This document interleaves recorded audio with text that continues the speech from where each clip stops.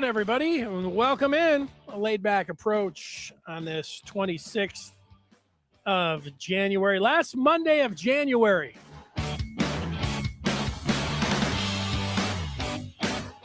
I hope you're doing well, staying warm, all of those kind of things. And if you're looking to hear about Michigan athletics, you have come to the right place.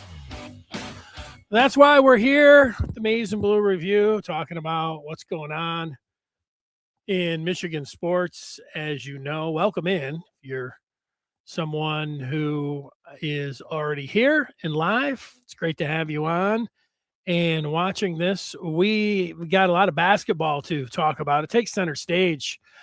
Now football has been over, we know, but the national championship is over. And also in the pros, we have we're on to the Super Bowl, but it's 2 weeks away. So the winter sports really jump to the fore, and that is perfect timing for Michigan because they have a really big week. Friday, they are going to go up to East Lansing and take on Michigan State. We'll hit on that game and what to expect from the green and white as the Maize and Blue make their way down the road and see what happens with that particular game. With football yesterday, there are a few Michigan connections and things to think about Michigan. We've always got football on our mind. If you're someone that's thinking something football, or what about this? What about that? That's where you can join in and ask questions with the feedback. Love to hear from you there. But I had a few thoughts running through my mind as I watched the championship games yesterday. We start out with this big game. I mean, it's a big game. Michigan and Nebraska. The poll is out. It's been released, the weekly AP poll, and with the combination of Houston losing to Texas Tech and Purdue losing twice, number 7 Nebraska has moved up to number 5 in the country. So it will be number 3 versus number 5. You're like me, this past Saturday, look at your phone, you say, what kind of games am I going to watch? Or, what's on tap? And I'm always looking through college basketball. And if you see 2 teams that are in the top 25, that's going to be a real good chance that you're going to watch that one. Now, I saw that I watched Houston at Texas Tech. That game was on. UConn, who's the number 2 team in the country, they were in a dogfight with Villanova. That was a hell of a game. UConn could have lost that. Michigan would have moved up to 2. But college basketball will be all of college basketball will be taking a look to Ann Arbor tomorrow and saying, wow, all right, now this isn't only a top 25 game. This isn't even only a top 10 game. This is a top 5 game. Now, the weird part is it's Nebraska. And when's the last time you ever got worked up or fired up about Nebraska basketball? This might be it. I don't remember ever thinking about, oh, no, Nebraska basketball. I'm just scanning my memory. The biggest thing I remember about Nebraska basketball was when the pandemic was going, just starting out, and there was at one point that Hoiberg, the coach, he had to excuse himself, like he was sick or something, and I don't know what exactly, but it was right at, and so you didn't know, and you're like, wait a second, what's going on here? When it came down to that, that's it. That was it for Nebraska basketball. But they are undefeated. I mean, they're 20-0. So 20-0, they've had a lot of close games. Dusty May talking about them today, saying they're an extremely disciplined team. Hoiberg, the transfer from Iowa, I remember him from last year. He can really fill it up. They got, I don't know, another 2, along with Hoiberg, players that are in the top 20 in scoring. They shoot a lot of threes, scoring in the Big Ten. and that's what you'd imagine. I mean, like they're 20-0, they're not just getting it done. They're getting it done one way or the other. But when you're undefeated, that takes on a life of its own. We know that around here, as we were talking about. Oh, undefeated season of 76. How long can it last? Will Michigan go undefeated? Will they go 20-0 into East Lansing? No, the answer to that, but they're back, and we haven't spoke here since Michigan last played, and that was against Ohio State on Friday, the night that Trey Burke's number went up into the rafters, and that was one of those games where 75% of the game, Michigan had their C game, and Ohio State had their A game.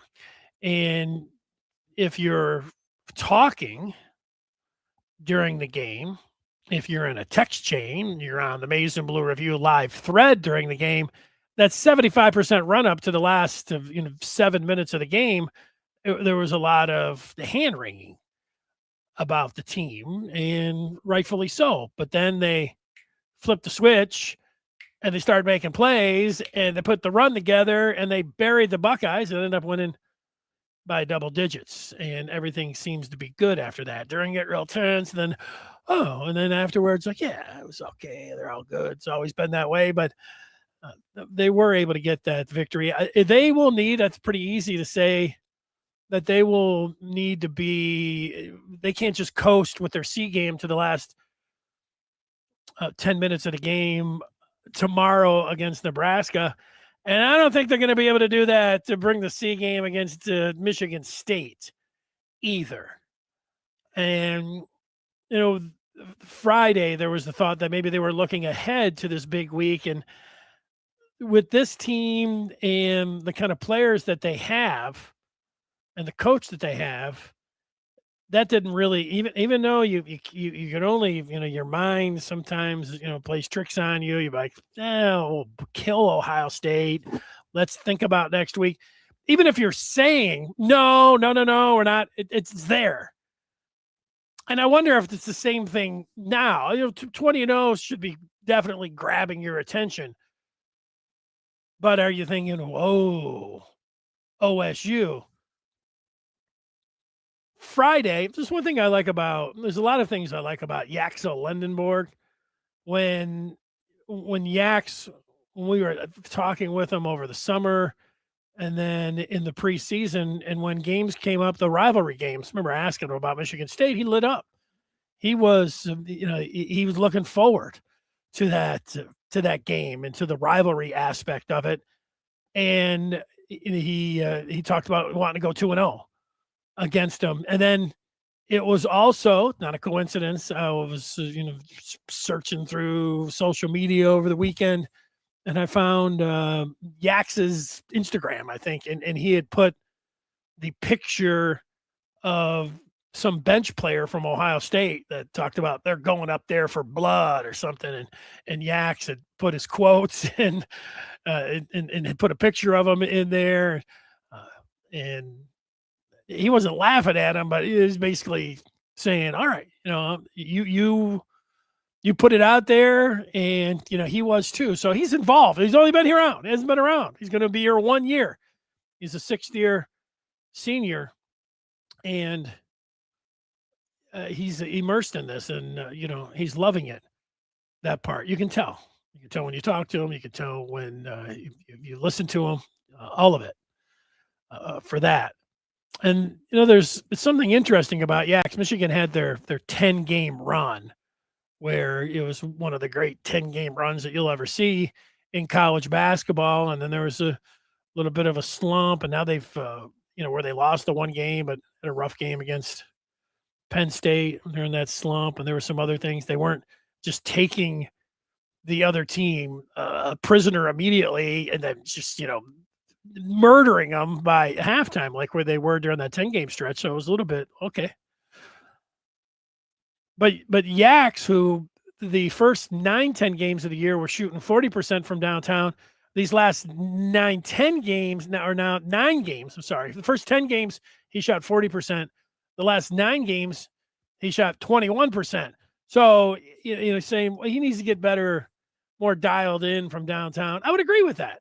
I would also, and I've said this, if you watch this podcast, I don't know if you watch every single minute. Thank you if you do, but I've said a couple times that Yaks, I know he's practicing and working to be a 3, which is going to help him. It already has with his draft stock.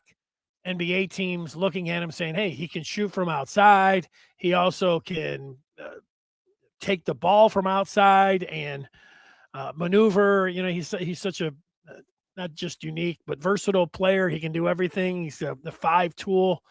But the 3-point shot is what found him in a lot of these mock drafts in the first month or 2 of the season in the lottery. And a lot of it had to do with that shot. Well,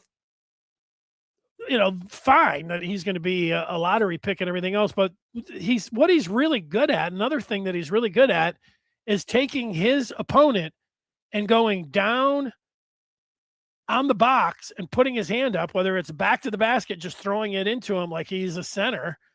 And then he's able to score down there. Or a lot of times he's pinning his guy. They front him and they throw it up to him and he's going down. And I remember in the preseason, those exhibition games, he had 3 in a row. I think it was against St. John's.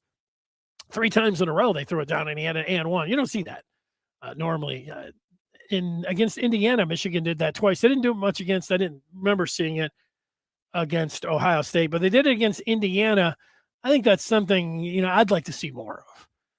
Throwing the ball down to Yaks in the post. I think another thing as I watch this team is that over the weekend, Saturday, I watched a lot of college basketball. It was pretty shocking to see a true freshman from Illinois pour in 46 points. And that's an attention grabber. But then you start DeBonza at BYU. Did he have 30? First 30-point game? These freshmen are really starting to pop off when you watch college basketball. Michigan's Trey McKinney, I could see joining that group where he's been good, sometimes very good this year, but they all don't, it's not like all at once. These guys are all these freshmen, but it's happening now. It's popping up. Here it is. You get into February, these guys are getting used to it. I'm thinking that McKinney is going to get more play at Michigan, and he's going to start, you can start calling him one of their top options. I feel like he already is that, but so that's it. Kind of hemming and hawing about it. I think for me, I'm anticipating, and this would be a great week for it to happen, McKinney to start really elevating his game, and it'll be noticeable to you. So that's where I sit with Nebraska. Let's see what the people have to say about this game tomorrow night. 7 o'clock. It's on Peacock. That sucks. Here's a feedback legend, Mar, who's in. DVR is in. Good to see he's back after a show or 2 absence. Dege Blue. Go Blue. I don't know. Something like that. A staple is Michigan Go Blue 1324. He likes college basketball. I know it. I could tell. I could tell. Make it sound like I'm I could tell when people like basketball or not, or they're just, it's a filler for them until the football season starts.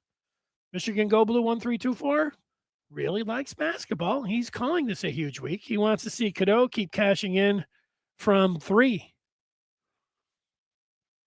Cadeau went out to Washington and put up a goose egg. In the loss against Wisconsin, he played really well and they lost, obviously. He went out to Washington, Michigan won by 10, and he put up a goose egg.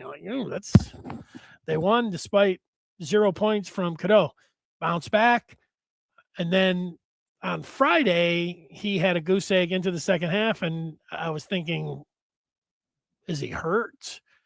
They sat him. He got a little foul trouble in the first half, and LJ was playing good, probably a little bit of the combination. But then when he came in, I think it was under 8 to go, he hit the 3.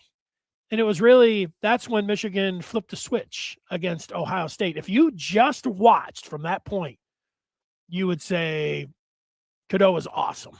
What a player. Because he hit the 3 next time down. He had a pick and roll. He hit the big that was diving to the basket. I don't know if it was the next possession or the next possession after that, he hit another 3. Then he came down and ran a high pick and roll with Morrow. I went in for the jam, and it was 4 possessions. I think it was 4 possessions in a row. I'd have to go look. But there might have been another one in there. You could be like, no, you're wrong. That's fine. He was awesome. And him shooting from 3, I would like to see not only Yaks shooting a little bit better from 3, but Cadeau just hitting him more regularly. His percentages actually have been pretty good. It's good to see the NRS have his full privileges back, and he is good to go. He's saying that the house that Cassie built better get lit. I think that the house that Cassie built will be lit tomorrow. This has been the best crowd, best Michigan basketball crowd this season that I've ever seen. Now, I haven't went to the game, so somebody that's going to all the games said, no, they were better in 2013 when John Beeline was here. Oh, they were better. And, you could, everyone's got their opinions. And somebody that goes to all the games, it would be somebody that I would listen to for that. I base my opinion on, you can tell a little bit when you watch on TV. This season, for the opener against Oakland, they had a line 100 yards out waiting to get in for the opener against Oakland. I'd never seen that before. Not for Michigan basketball. So that caught my attention.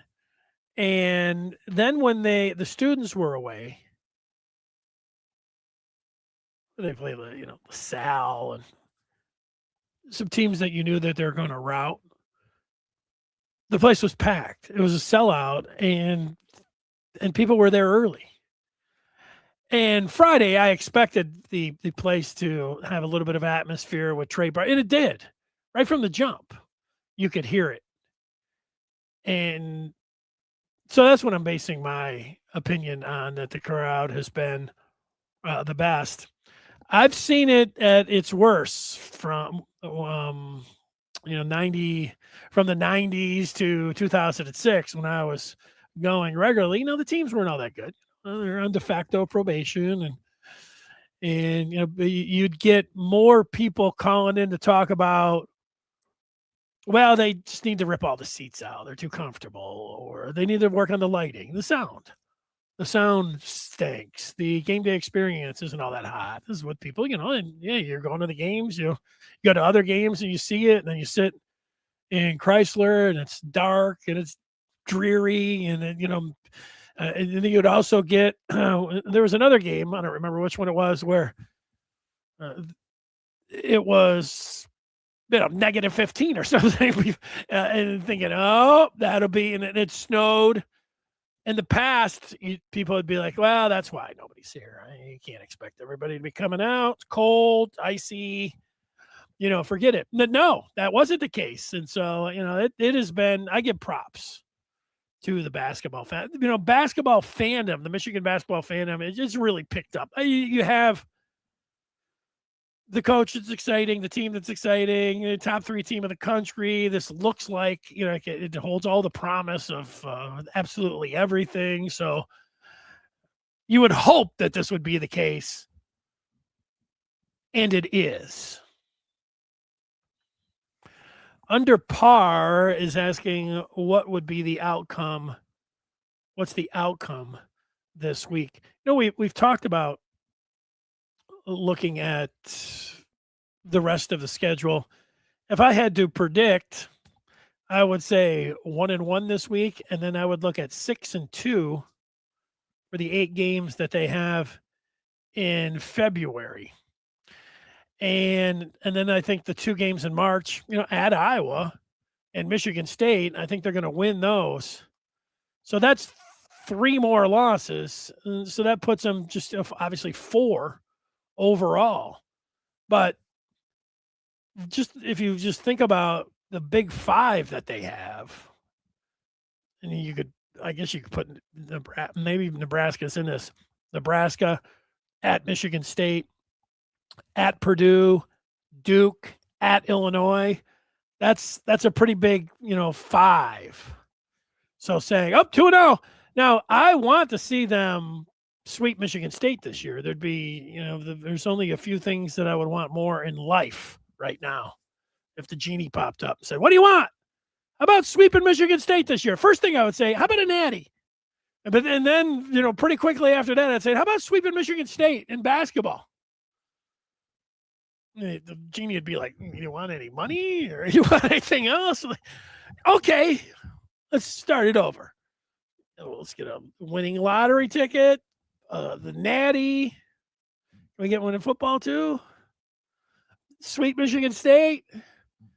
Go on a run against Ohio State in football again. Give me some of those. Be some of my dreams. I think that's the score from not Ripstar putting up the score from Friday. RP 80704. Is Nebraska a fraud? Well, are they a fraud in terms of being a top 5 team? Yeah, I would say probably. I think there's 5 better teams, and I would, if we're sitting here, this is what we do.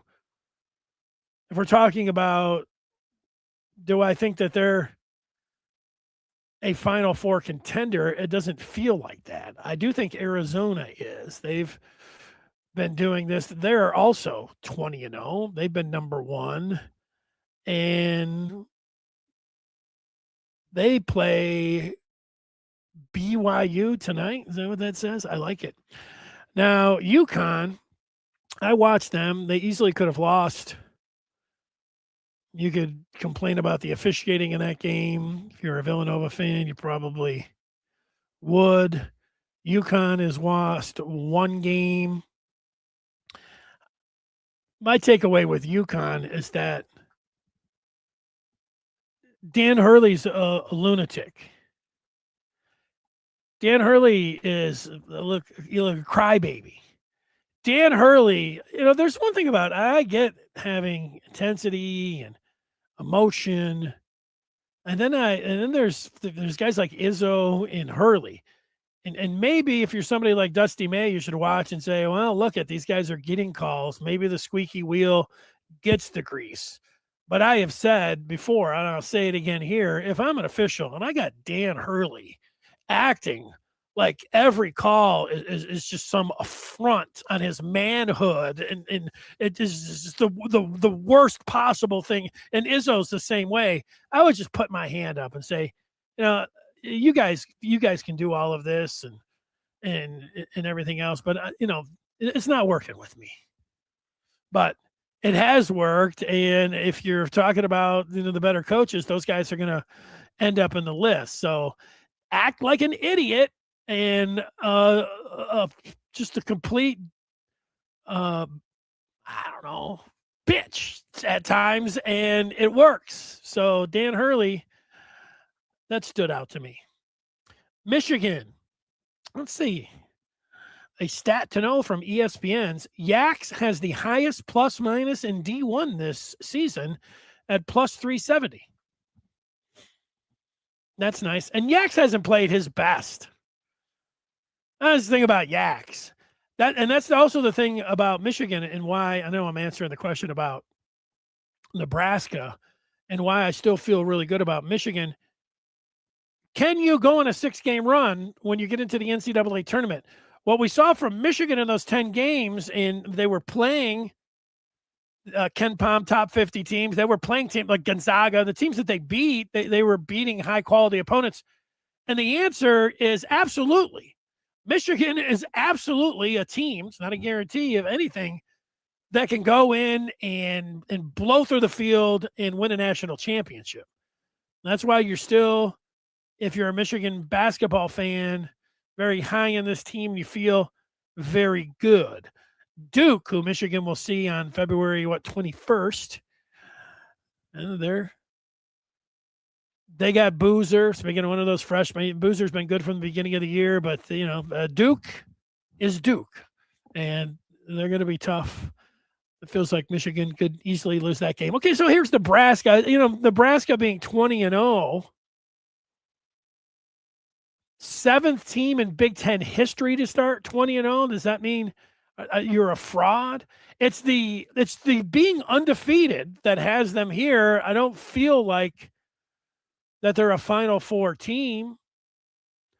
And a lot of it, I think their fan base, they're going to have to, do the same thing. They're going to have to say, well, if they can beat Michigan, then they're real. You have all of these different hurdles and litmus tests and everything else, but I think even nationally, that's the way I feel. But let's see. Nebraska beats Michigan, then I'm not going to say they're a fraud. All right? That's where I'm going to sit with it. There you go. They've got Michigan. Gonzaga, Michigan made them look like a fraud. And then here's Michigan State. Jeremy Fears, first Spartan to have 15 points and 15 assists in the same game. He's the first player in Big Ten history to have 17 points and 17 assists in the same game. Fears is playing well. Cohen, you watch any highlight reel, I'd like to see him not, throwing down dunks left and right. I'd like to see Michigan going up and challenge them. And, Michigan has the bigs and the defensive ability to go up and challenge Carr. No dunks. Yaks can block him from behind. Morris Johnson Jr. can stand underneath the basket, and his athleticism, he can challenge Carr at the rim. Mara can swat him from anywhere. No dunks for Carr. That's one thing I want to see. Or I guess not see on Friday up in East Lansing. I want to see all those Spartans. I don't mind them going up. This is what I want to see is some block shots. I want to see a block from Mara on Carr. I want to see a block from Yaks on Carr. And I want to see a block from Johnson Jr. on Carr. I'll round out the top 10. There's some Iowa State. Oh, Illinois. Keaton Wagler jumped off the screen this weekend. If you didn't know who he was prior to this weekend, you probably know who he is now. First freshman with 40 points in a game in Illinois history. He had 46. 46 are the most by any player in a road win over a top 10 opponent in AP history. 9 threes in that game, which is also an Illinois record. Yeah. So Illinois, Illinois, it's a ways away. Well, they flipped the calendar. We're talking Nebraska. We're talking Michigan State. Talked a lot about Duke. Talked a lot about Purdue. Have not talked as much about Illinois, but now they are on your radar, or they should be on your radar. I watched Houston this weekend, Texas Tech. That was a good game. Hell of a game.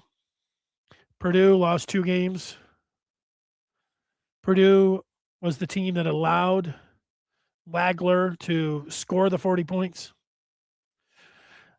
I'm looking here. They've got the big Dauber Bob Lanier scoring 40 back in 69. Wow. And then, if I was going to talk nice about Michigan State, I would talk about the Michigan State from my youth. And I would say one of my players that I admired, I was a Michigan basketball fan over Michigan State. Michigan State football wasn't really on my radar, but basketball was. I like Skiles, and I like the player that is mentioned here. Kirk Mans had 40 against Purdue. I like Mans because he shot from, there's no three-point line, but he would shoot from Steph Curry range back in the 80s. He was fun. So that was a long answer to RP's question if Nebraska is a fraud. I could have just said, is Nebraska a fraud? I'll talk with you tomorrow at around 9:30. Smash the Numbers is smashing the score together, and he's got 101-79, Michigan over Nebraska. A blowout is coming as predicted. That OSU game was a trap game. Yeah, if it makes you feel better, Smash, I was actually thinking about your trap proposal during the game. I said, Smash said it was a trap. I guess he knows traps. Michigan favored by double digits tomorrow's game. Smash thinks they're going to cover that. Nebraska hosts a rematch with number 9 Illinois on February 1st. It's a nice little tidbit from Not Ripstar. Now, Ripstar, he's not just talking blue cheese and Coke in a bottle with cane sugar. He's dropping some knowledge. Hadley is not just talking about shrimp cocktail and beer. He's saying is 17-3 overall Nebraska. Let's make it 18, and I will be able to watch the game. Well, you order up Peacock there, Hadley. There you go. Guess you're saying that they're 17-3 overall lifetime against Nebraska. The Borg getting close. Whoa. Close to chugging this Borg. I wasn't chugging the Borg yesterday, but I was thinking about chugging some things, stuff, drinks. And it just didn't happen yesterday. I just watched football. Here is Hot Danger. It's a top 5 matchup for a top spot in the Big Ten. There's no reason to not be lit.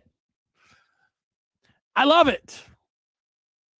I could not have said that better. That is exactly the way you say it.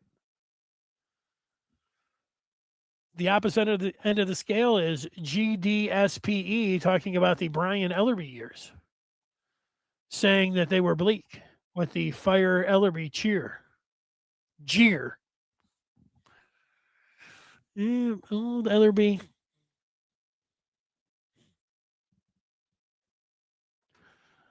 Rip thinks Nebraska is a well-coached team.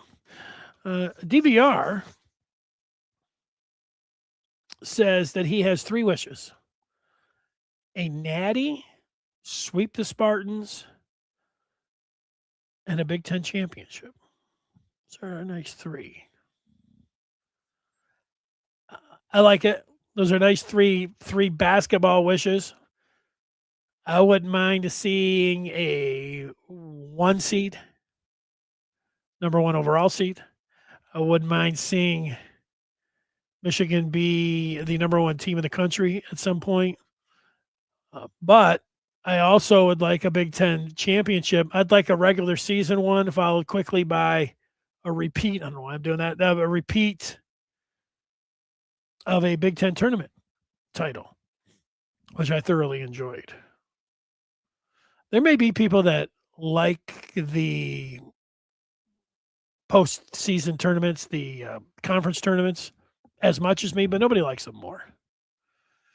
we get to those, and there are people that complain about it. And I was like, okay, you guys aren't real bad. You're not a real basketball fan if you're complaining about conference tournaments. At least in my book, which is sitting over here, right on page 3. Oh, not a real fan if you're complaining about conference. Oh, just saying they're a money grab. True. They're also fun. Yeah, it's true. With Izzo, there's just no reason to be, saying, oh, well, I respect Tom Izzo, even though it's not this week. Some weeks I feel like saying that, and other weeks I don't. And this is one of those weeks that I don't. And you say, well, you're kind of all over the place. Not really. I'm a little bit like Tom Izzo. Tom Izzo, sometimes you hear him talk and you think, guy sounds well-reasoned and you'd like to play for him. Other times you feel like reaching up, slapping him across the face. It's the way it goes. It's time to start blocking off those Final Four hotel and restaurant reservations. The good part is that we can make Indy in 5 hours. We can do that standing on our head. So, true enough, you want to be there for Saturday, and then you got to stay there all day. So you need to stay there Saturday night and Sunday night, because then you have Monday night, and it's so late, you should probably stay on Monday. When I want to drive back, these are some tough questions that you have to think about after a 9-10 start for the Natty on April 6th. Game getting over at midnight. Am I driving home? Not working. Not if I was at like a real regular job or something. That's not happening. I wouldn't mind seeing people drive back from Indy on April the 6th, pull into work, 7 a.m. Let's go! Michigan won the Natty. Brings to mind 1995, maybe. Is it 96? I'd have to look it up. Michigan was playing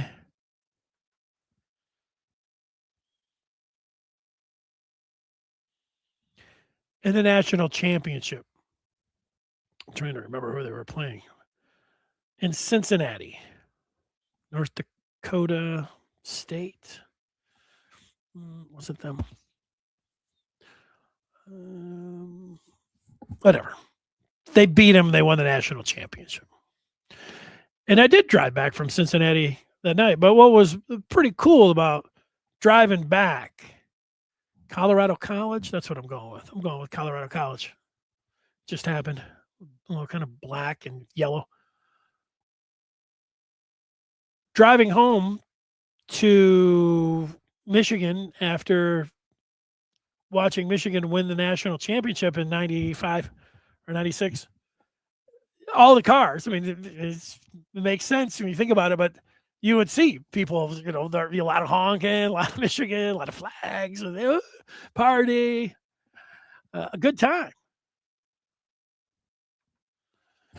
Hout Danger, let's see how he follows up that feedback of the day. He says, the question was, is Nebraska a fraud? You have provided no information to suggest they are. The information is about being a fraud. I don't know. Is a fraud means? I said I think they are, because I think that they are not the number 5 team in the country, and they're there because they are undefeated. I don't think they're going to be undefeated tomorrow, and I don't think that they're going to be a real serious contender for the Final Four. So there, I said it. Is that how you want me to put it? Is that the information? You want some other kind of information about that? I think that I gave you that information, but you can follow up. I don't mind you following up on that, saying that you want, something more concrete or something. You want some field goal percentage, or you want some defense per 100 possessions or something like that. Maybe I'll throw some of that your way. I'm ready to make those reservations soon. That's right. That's it. Some Izzo stuff.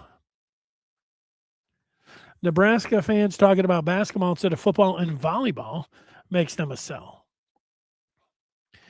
Somebody talking some Michigan State, or I'm sorry, Michigan regular season titles and tournament championships. I like that little kind of like banner talk when you get to it. So there's Michigan, there's Michigan State, BYU. I think I'll be watching them tonight. Get the chance. What do we think about Michigan overall when we look at it? Tomorrow's game, Peacock. Friday's game, Fox, 8 o'clock. Friday, this weekend's pretty nice. If you're a Michigan fan, you are. Hockey is going to start at 6:30. So you should maybe be able to get 2 periods in there, then the Michigan State basketball game. And then Saturday, you got the hockey all to yourself. Then the stretch of Penn State, at Ohio State, at Northwestern, UCLA. I feel like these are all going to be wins. I feel like there's 6 games and they're going 5-1. And I think they're going to beat Nebraska. The thing about Friday, and we want to see Michigan, it's a lot more fun to just say, yep, they'll win that game. And it's great to be able to predict them to win it. And it feels a little bit to me, and this is my good transition because this is I'm going to talk about football next. I thought yesterday's game between the Seahawks and Rams prior was going to come down to the last game that I watched between those guys, the last play. It was coming down to the end. And it essentially was like that. If the big tight end didn't drop that 3rd and 1, felt like, the Rams are going to win that game. So one big play. And Friday, I think it's coming down to one play. That's what I was thinking this morning. I was running those Ken Palm numbers and his metrics. Ken Palm entering today, he says Michigan's visit to MSU is a 50-50 toss-up, falling to the home team 73-72. So he's got State by 1 point. And now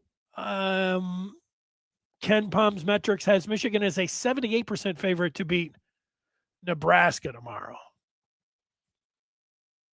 I thought that was pretty concrete when I said if Nebraska beats Michigan tomorrow, then I don't think they're a fraud.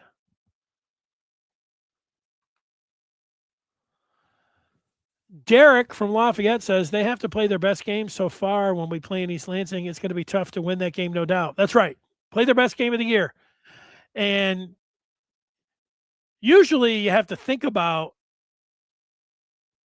well, when was a team's best game of the year?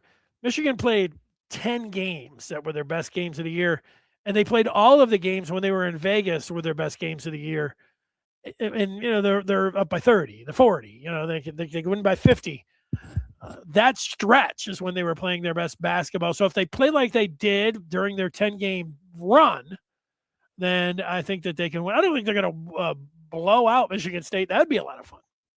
I don't think they're going to blow out Michigan State. Joe says, I'm with you on Izzo. Just when you think you have to respect him, then he's a jackass again. That's well put. Smash says, Izzo will wind his way to 6 additional calls. Dusty May has got to work the refs. Well, so yes, if Dusty should, knowing that Izzo is going to be nonstop, and Izzo's already probably crying in his news conference already, he'll say something, trying to grease the skids, work the refs, something. He'll be out there. And, I think Dusty does need to show his teeth a little bit in that game. I'm with you. But the argument would be, well, you got to be yourself, which I agree with too. You can't get caught up in Izzo and drawn into the rage bait or the Izzo whatever the crowd is, Izzone rage baiters and all that. You gotta do your so maybe this is all fan talk, but I don't care. I'm still with that. I think that he needs to stand up, stick his chest out, protect his players. I am with that. Now, football. Did you watch the games, and what are the takeaways? If there's anything that applies to Michigan football, I thought it was a pretty wild scene last night when I logged on to Twitter, and most of the responses were, "Hey, Michigan, Mike McDonald, defensive coordinator for 2 years, going to the Super Bowl. Jay Harbaugh during the game." I was on the Maize and Blue review when the Rams muffed that punt and the Seahawks were able to get it. Looked like a huge turning point of the game. Really felt like Seahawks were going to win the game there. There's Jay Harbaugh's special teams contributing in a positive way again. There's McDonald. There's Harbaugh. Look at the Seahawks, the head coach right off of the Harbaugh tree. His carbon copy, Jesse Minners, headed to the Ravens as predicted here on the Good Afternoon Michigan Football Show. So, yeah, a big Michigan week that way. But then as soon as that, you'd get Ohio State fans saying, "Oh, JSN's the best wide receiver in the league. I certainly taking the postseason and that game and taking it to the Super Bowl. This is JSN." And, the incredible one-handed stab. His footwork. He's a great wide receiver. He really is. He's awesome. So they had a point there. And then the Spartans are chiming in about K9. Oh, K9 had the best divisional round. He's the best running back, and he's still a great running. And you know what? Everybody had a point there. Everybody. So they were on to go back and forth and trash each other and everything else, but all of them had a point. McDonald has done a great job. Jay Harbaugh is a great special teams coach. Wouldn't surprise me to see him go from special teams coach to head coach. JSN, I don't know, there's so many great wide receivers, but he is having a great postseason. He had a hell of a game. He is just a great wideout. He is. And then K9, what can you say? K9, if he didn't have to share his backfield with Charbonnet, I think probably people would nationally, people would talk more about him being one of the better backs in the NFL, but the way that they run things over there is, K9 will run it all around, and they bring in Charbonnet. And what did Charbonnet had double-digit touchdowns this year? They don't have Charbonnet, and they're just going to K9. He'd be scoring like he did against Michigan in 2021. He's a great back, and now he's going to the Super Bowl. So, all of that is true. So those are my takeaways, both of Michigan State, and Ohio State fans. They were all making claims and wanting to, tout their guys and kind of, I don't know if they were trashing the other guys, but nobody was really embracing any of their celebration about either the coach or players, or wide receivers or running backs. But I think they were all right. That's where I ended up. That's it. All right. Let's get a few more on the feedback to see where we are at. The punters portrait here is just amazing. I saw it last week and I thought that's a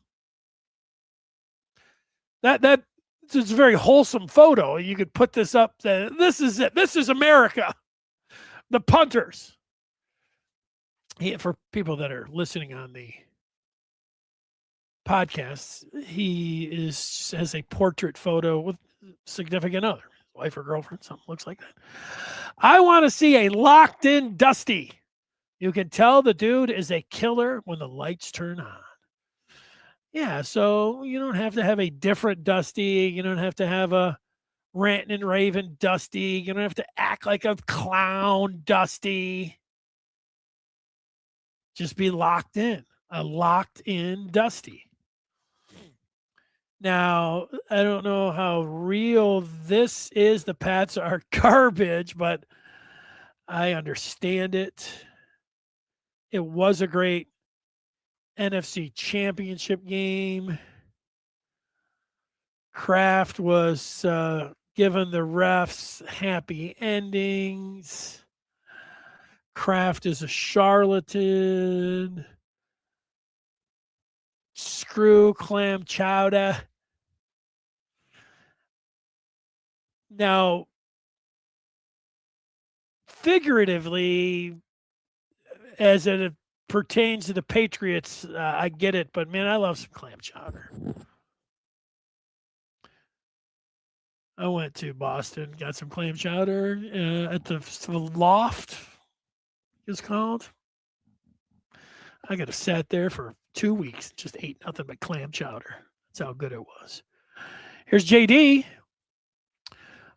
I always work from home, but the fiance has a snow day from work. There you go, John. I don't know how much work you're going to be getting done. What are you talking about? What's this mean? From Wake Forest. I don't know. Who is winning the Super Bowl? You know, I hadn't considered that. Let me think. I think the Seahawks. I think the Seahawks are going to win it. I get the sentiment now that we're here with, the Patriots have played in, almost every Super Bowl. I can really see it from people that are non-Michigan fans. There are a lot of people that became the, Michigan Patriots when, with Tom Brady. And, I'll admit myself that having Tom Brady, when he won the first one, it's like, man, this is great. It was such a great story, man. Tom Brady, everything he went through at Michigan. Then he did it again. It's like, wow, Tom Brady, 6th rounder. And Drew Henson back and forth. Now he's won 2 Super Bowls. 3 Super Bowls. Boy, now he's the greatest of all. He's the GOAT. I can't believe it. Tom Brady. It was like, a little Michigan in there. I haven't saw a lot of Michigan fans when, they were going through their air supply and also their deflating the footballs and also, peeking in at other people's practices. There are a lot of Michigan fans defending them. No. You get this certain arrow of the air in there, the gas is automatic. They're into it. The Deflategate. 90% of Michigan fans thought that the Patriots got hosed in Deflategate and Spygate.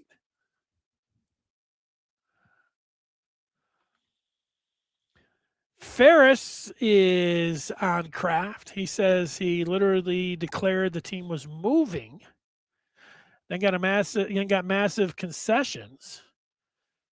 Politicians needed knee pads for him. Now, this doesn't make it right, but that's business.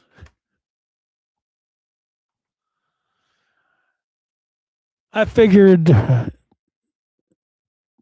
Charbonnet was gone with Haskins and Corum emerging.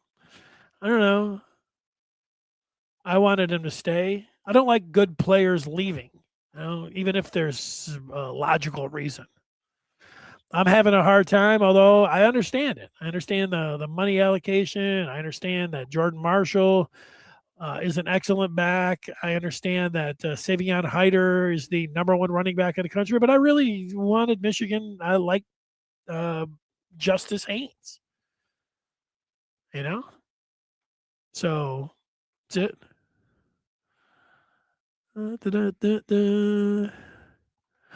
John is eating crow.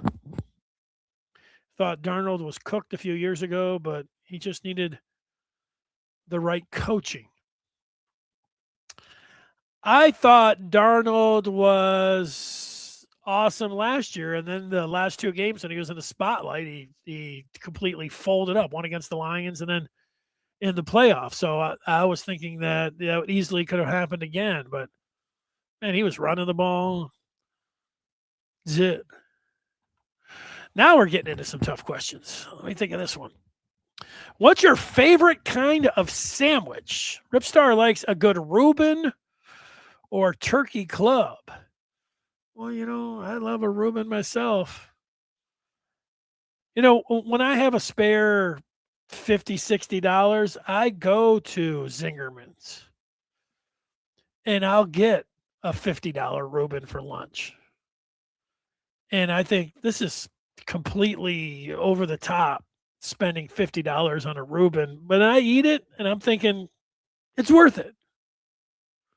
I'm thinking that the bread that was, kneaded by these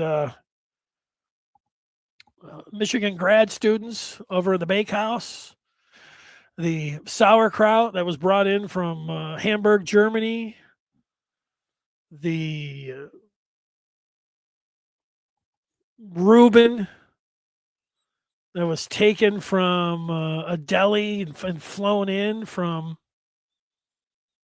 a New York establishment. I mean, everywhere. Russian dressing from Kiev. I mean, you get it all, and then you're like, it's worth it. I like a good Reuben myself. What else would I put in a top 5 type sandwich situation? I like clubs. Turkey club's fine. A good pastrami, salami, Reuben. Let's go for it. Smash says the Seahawks stadium is super deluxe. All new stadiums should learn from that. Yeah, when you go into Seattle, you take the one train up high, you take the one down low, and you drive by, and you're like, oh, hey, there's the football stadium. And there it is. But it looks pretty cool, the end zone, the one where it's shaped like a football. They got the scoreboards on the outside. Brady said it during the game. This is the best crowd. I wonder, across America, people were going to Twitter and like, Brady's a prick. He's not the only one that said that the Seahawks have the best 12th man. GDSPE rooted for Stafford, and he played well enough to win. The muff punt killed the Rams. Yeah, it did. I saw the one guy from Seattle, though, went all Brandon Hillman. It was over. They had a fourth and 13 stop. And then Hillman, or this guy's name wasn't Hillman, but he was over there. He acted like Brandon Hillman. He was all like going over, telling the Rams. The next thing you know, a flag came out. Oh, no. They would have lost that. That guy would have never lived that down. That's an old story. No. Everybody loves Tom. That's all. Yeah, let's go. There you go. John making friends.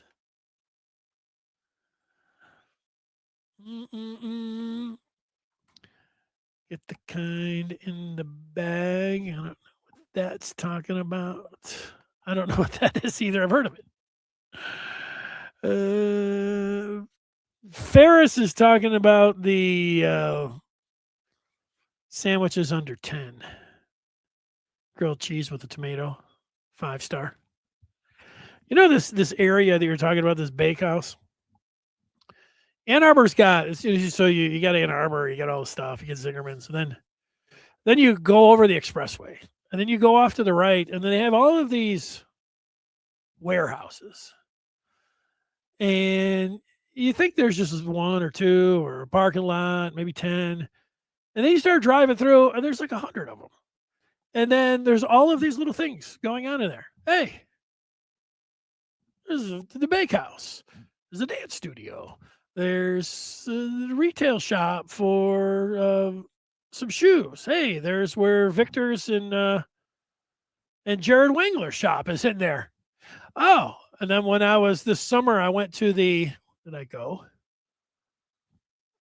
Flame, what was it? The 1976 football reunion that they were having.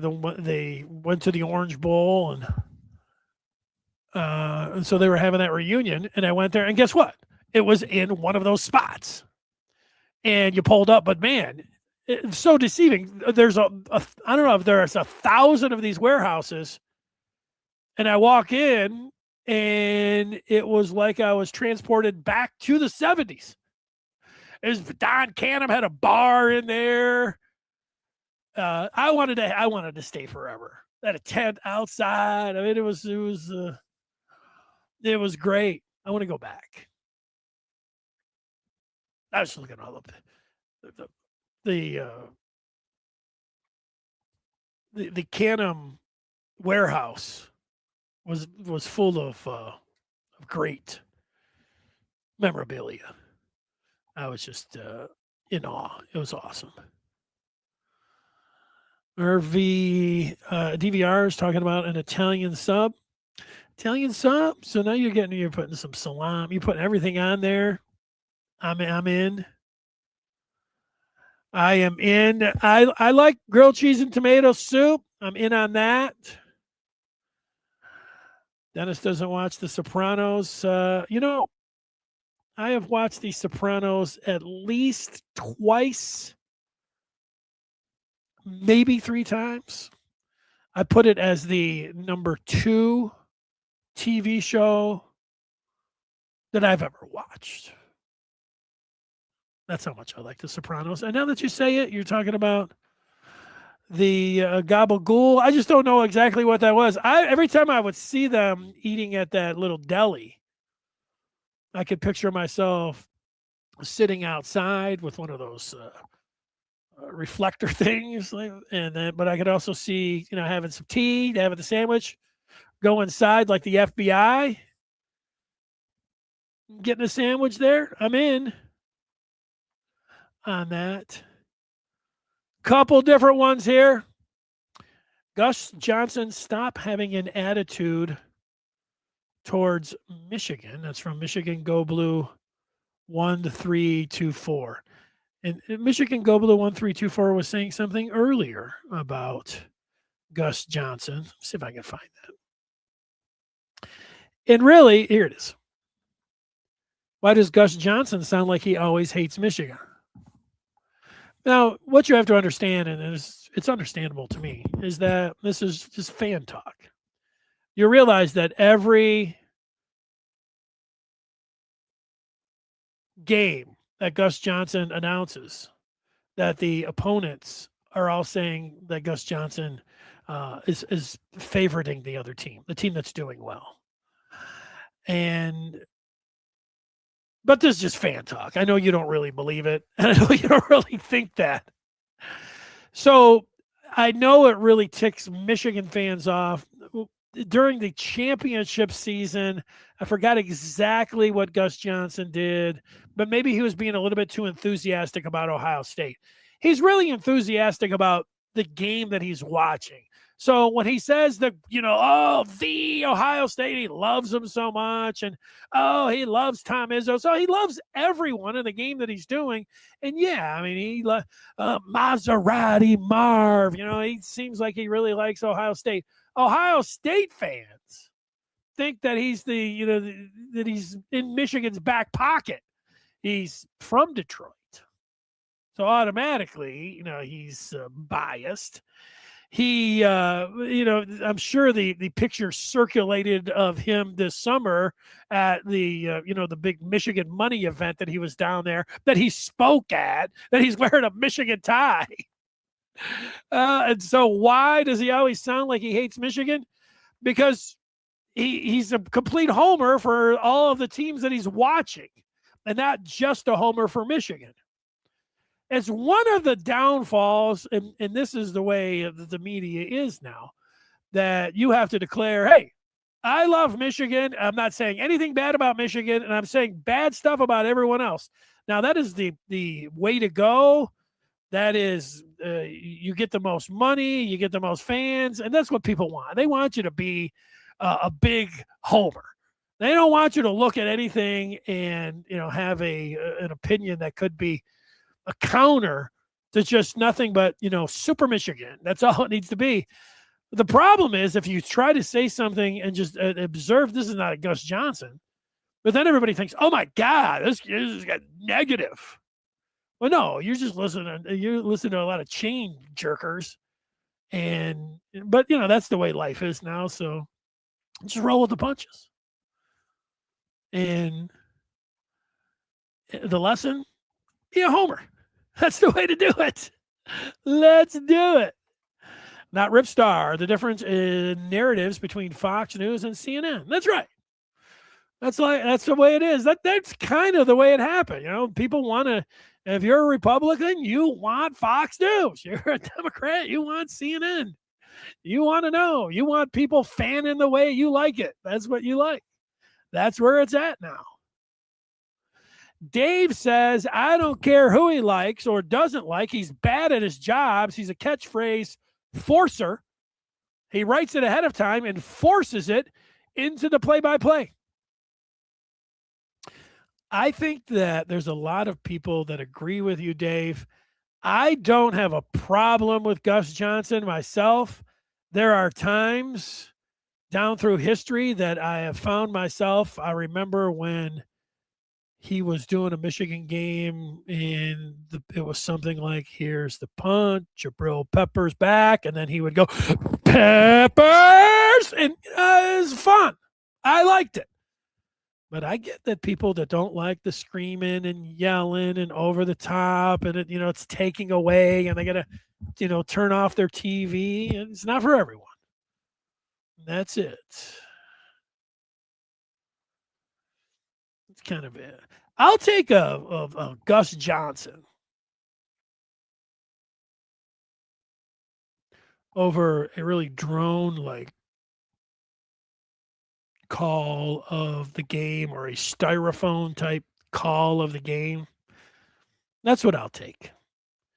But there's not many people that agree on, uniformly about what they really like when it comes to college basketball announcers or the color announcers or the football. People are all over the place when it comes down to it. All right. There it is. What did I want to tell everyone? I wanted to tell everyone that we would love to see you over on the Mason Blue Review. Yeah. That's what's going down. You want to continue the Michigan talk? Mason Blue Review. You want to see what I am thinking ahead of the Michigan Nebraska game? Mason Blue Review. You want to see what's going to happen leading up to a Friday? Mason Blue Review. Football coaching, workouts, recruiting. You got it. The Maize and Blue Review.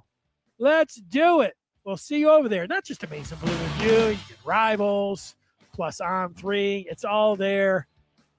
Amazing Blue Review. Go to on3.com. I'd love to see you over on the posting board. I was there all weekend. Talking Michigan championship. I was talking Yaks. We'll talk with you tomorrow night after the game. So long, everybody. Is it over? Yo.